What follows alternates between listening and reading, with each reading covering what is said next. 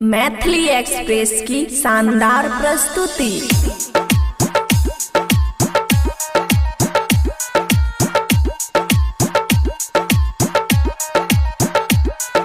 DJ Guddu राज मधुबनी लगे देख में हीरो के सारे गे जन महरई आंख के कार गे रोज किरम लगा के ओकरे ले रहै छी हम तैयार गे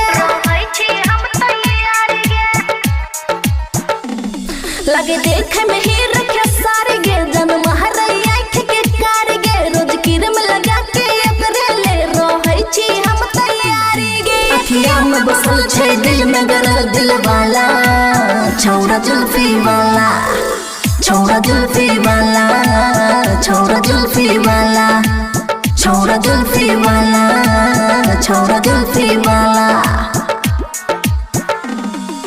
DJ Guddu Madhubani DJ Guddu Madhubani DJ Guddu Madhubani DJ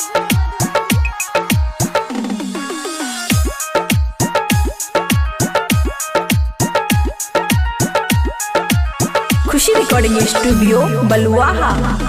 आँख ओकरे बिना रह जागल गे बिना देखले मन रहे पागल गे आँख ओकरे बिना रह जागल गे बिना देखले मन रहे पागल गे छै जान हमर ईमान हमर मत वाला छौड़ा जुल्फी वाला छौड़ा जुल्फी वाला छौड़ा जुल्फी वाला छौड़ा जुल्फी वाला छौड़ा जुल्फी वाला। DJ Guddu Madhubani DJ Guddu Madhubani DJ Guddu Madhubani DJ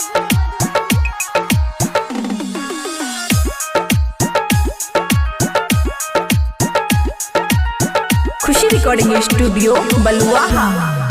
दिल धक धक मारे करे छै बबुआ राहुल पर मारे छै